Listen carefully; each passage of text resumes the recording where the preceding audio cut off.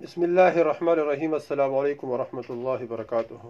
دوستو، بار بار حج اور عمرہ کرنے کے لیے یہ وظیفہ بہت زبردست ہے۔ خاص کر یہ وظیفہ ان لوگوں کے لیے ہے جن کا دل چاہتا ہے کہ میں بار بار حج کروں اور میں بار بار عمرہ کروں، اللہ جل شانہ کے گھر کی دیدار کروں، بیت اللہ کی دیدار کروں، مسجد نبوی کی دیدار کروں، حضور صلی اللہ علیہ وسلم کے روضہ مبارک کی دیدار کروں۔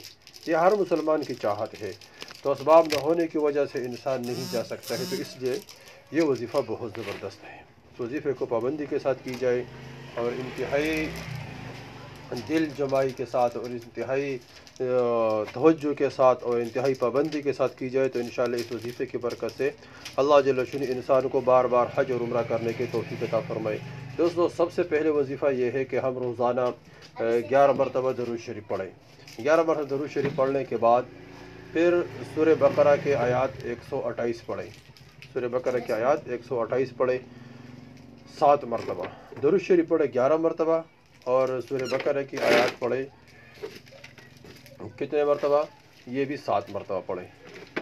تو اور پھر اس کے بعد درود شریف پڑھیں 11 مرتبہ، اور اس کے بعد پھر یہ عمل روزانہ پابندی کے ساتھ کریں، پابندی کے ساتھ درود شریف پڑھیں 11 مرتبہ، سورہ بقرہ کی 128 نمبر آیات 7 مرتبہ پڑھیں، پھر اس کے بعد درود شریف پڑھیں 11 مرتبہ۔ یہ پابندی کے ساتھ کی جائے۔ اور عصر کی نماز کے بعد، یہ تو کسی بھی نماز کے بعد کسی بھی وقت کر سکتے ہیں جو پہلے وظیفہ بتایا۔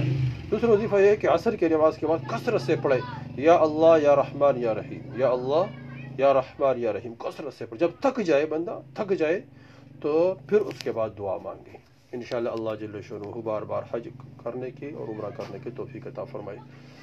اور تیسرا عمل بھی یہ ہے کہ روزانہ صلاۃ حاجت پڑھیں، 2 رکعت صلاۃ الحاجت پڑھیں، اور صلاۃ حاجت کے بعد 3 مرتبہ سورہ یاسین پڑھیں اور اس کے بعد دعا مانگیں۔ انشاءاللہ اللہ جل شانہ اس عمل کی برکت سے بار بار حج کرنے کی توفیق عطا فرمائے انشاءاللہ۔ اور اللہ کے لیے کوئی مشکل نہیں ہے، لا تقنطوا من رحمت اللہ، اللہ جل شانہ کی رحمت سے کبھی بھی نا امید نہ ہونا، کبھی بھی نا امید نہ ہونا۔ اللہ جل شانہ سے مانگتے رہیں گے، اللہ جل شانہ دیتا رہے گا۔ اللہ کے لیے کوئی مشکل نہیں ہے، تمام کائنات کے پالنے والے اللہ ہے۔ للہ ما فی السماوات و ما فی الارض، لہو ما فی السماوات و ما فی الارض، اللہ کے لیے آسمان زمین سب کچھ اللہ کی، رب المشرقین رب المغربین۔